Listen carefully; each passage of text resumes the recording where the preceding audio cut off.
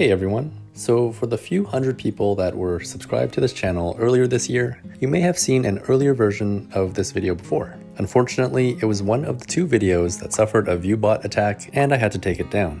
It wasn't too devastating since it wasn't a hugely popular video anyways. But I'm posting this again, but editing it down to be more informative and more entertaining. So let's get started.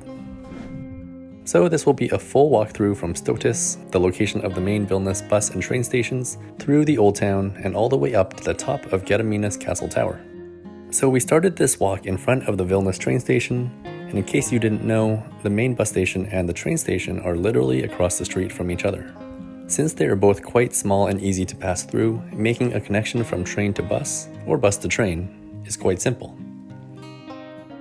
This is also the area where many of the city's buses begin and end, and you should be able to get to most parts of Vilnius with a bus from this area. Interestingly, this neighborhood around the stations, known as the Station District, was listed by Time Out magazine as one of the coolest neighborhoods in the world. This part of Vilnius came in 5th on the magazine's rankings, just below neighborhoods in Copenhagen, Chicago, Seoul, and Edinburgh. At the same time though, it was put above districts in New York, Hong Kong, and other major cities. Historically, this area has had a reputation of being a little dodgy and somewhere that you wouldn't want to be at night.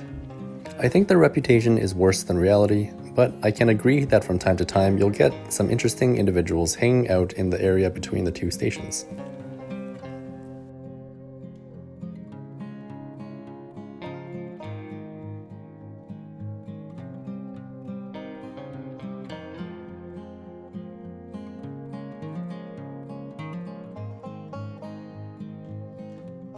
Here ahead of us, you can see a cluster of orange bicycles. This is the city's bike share program. Named Cyclocity, it's a nice way to get around town. This is something you can sign up for and use through a smartphone app. Over on the right is Hales Turgus, or Hales Market. It's a very old and historic market and quite beautiful on the inside. I'd recommend stopping by if you're in the area, and of course I also have a video on it too if you're interested. So I'm filming this in the middle of summer, so other than the occasional heat wave, conditions are perfect for walking. During the winter time, these sidewalks can get incredibly slippery, being covered with hard-packed snow and ice. It's most problematic when you have a period of above freezing temperatures followed by freezing. This makes the surfaces smooth and slippery. The city crews will do their best to treat surfaces, but they don't always get around to it. So if you're coming to Vilnius in the wintertime, it's definitely something to be aware of. So now we're approaching the famous Gates of Dawn. It's a notable religious site, so if you're planning to visit the inside, do try to be respectful.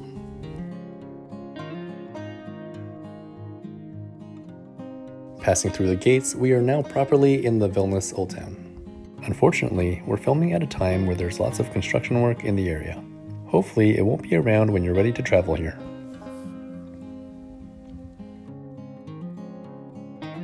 Centuries ago, Lithuania was part of the Polish-Lithuanian Commonwealth, and as a result, Vilnius, its architecture, and its layout is heavily influenced by Polish culture. While we're continuing to walk through the Old Town, I should mention that I just started my YouTube membership program. You can support the channel for as little as €2 per month, and you'll get a thank you card mailed to you too. I'll include a link in the description.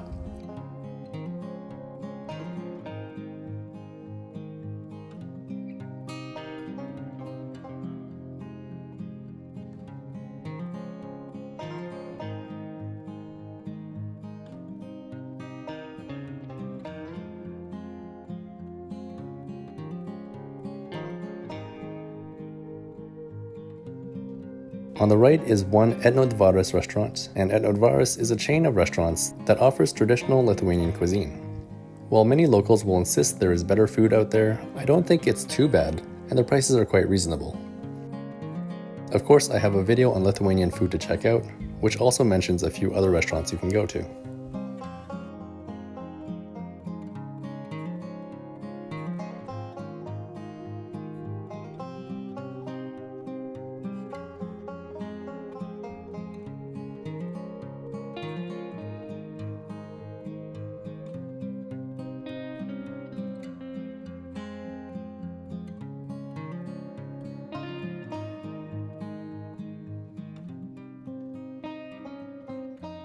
So now we've reached the Town Hall Square, or Cyclocity.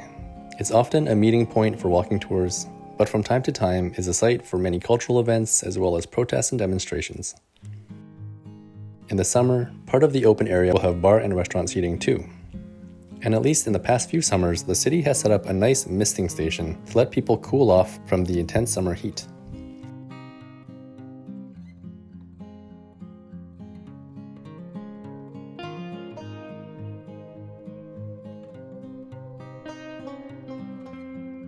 Moving further down, there are a few restaurants and cafes here. There's also the one-of-a-kind Iki Express 24/7, which is a completely self-service store with no humans working. Everything you take is tracked and you pay by card when you exit.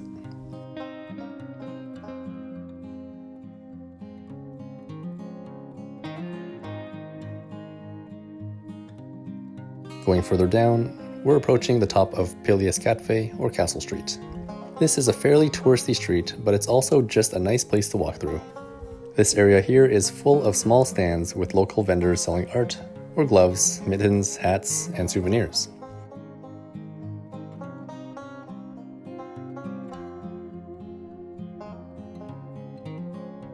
As we go further down the street, you'll see quite a few more touristy shops selling local goods and souvenirs.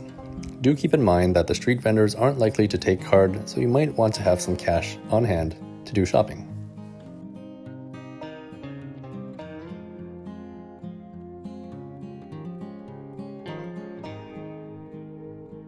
Moving to the left side of the street, we get one of my favorite cityscapes in Vilnius. The street perfectly frames Gediminas Castle Tower, and it makes for a beautiful photo. Unfortunately, as you can see, there was some construction work being done that ruins the photo opportunity a little bit, but I'm sure this won't be around for long.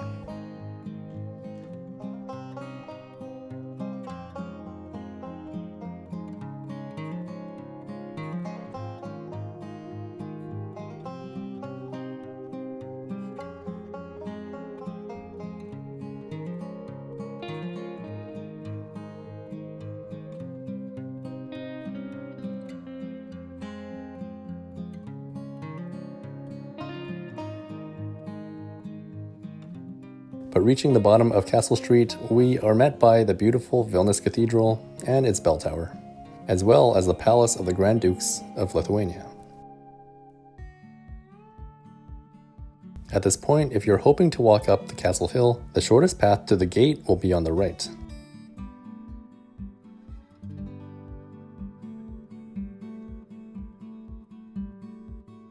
However, if you plan on taking the funicular, or just want to walk by one of the historic museum buildings, you could go around the hill on the left side.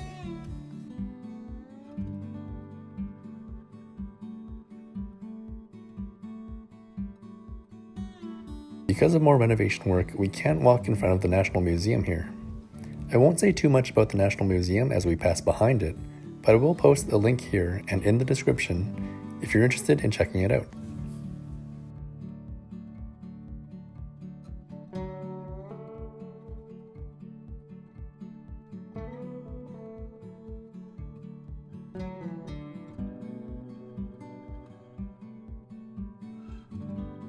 But here's the funicular that can comfortably take you up the hill. At the time of making this video, it costs just €1 each way, making it quite affordable. Of course, walking up the hill will only take 5 to 10 minutes, so the free option isn't too bad either. It's also worth noting that the funicular is free of charge for preschool children, children in foster care, and persons with disabilities. And as we get closer to the hill, I'll mention that it's seen quite a few landslides over the past few years. The government is working hard to stabilize it, but the occasional heavy rain causes damage. There used to be a second pathway up the hill, but this has been closed for renovations for a few years now. Walking up the hill is free, but you'll need to be aware of the opening and closing times for the gate. At the moment, the gate of the fence surrounding the Gediminas hill fort is closed from 11 p.m. to 7 a.m.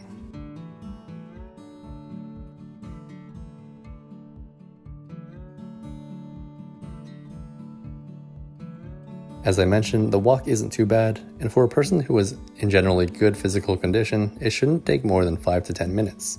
You might break a light sweat in the process, but it shouldn't be too bad. Even just a few minutes up, the view already starts to get better and you can see the river and the business district on the other side.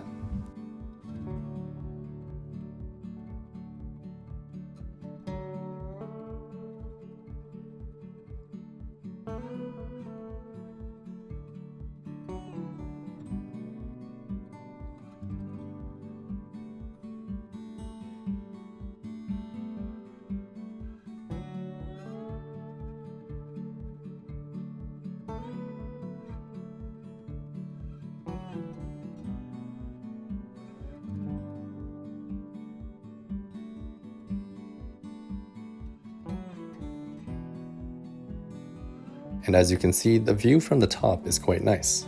On one side you have the river, and on the other side is the old town and its beautiful red roofs.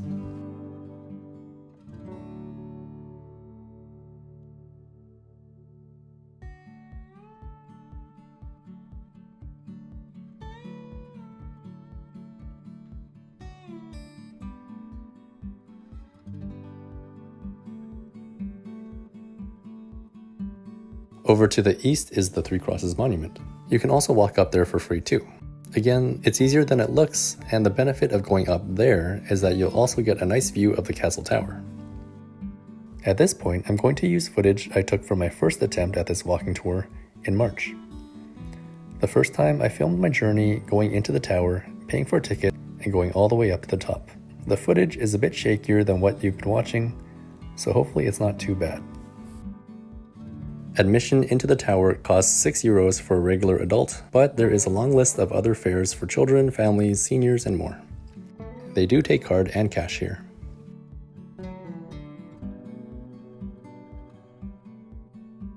Within this castle, there are a few exhibits on its various levels. I haven't been much of a museum person, but I think the more I make videos for this channel, the more I feel like I need to learn about various parts of Lithuania's history.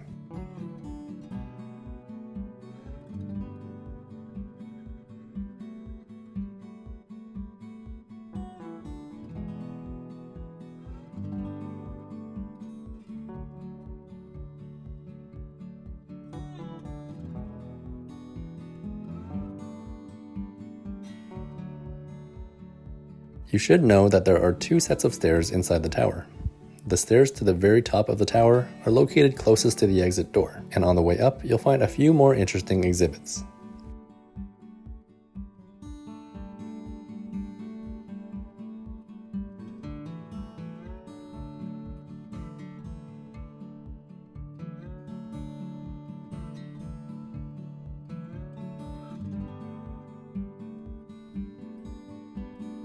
But finally, we've reached the top of Gediminas Castle Tower.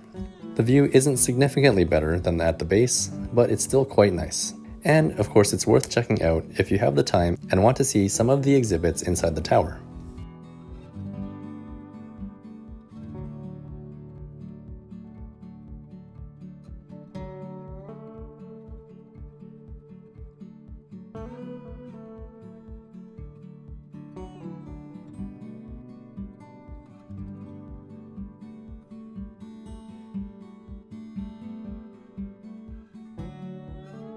But I think that's about it for this walking tour from the train station to the top of Gediminas Castle Tower. As I've mentioned in other videos, I really enjoy living in Vilnius, and getting to do things like this for little to no money is just one of the fantastic benefits. So I hope this video helps you in your trip planning to Vilnius, and as always, thanks so much for watching, and I'll see you next time.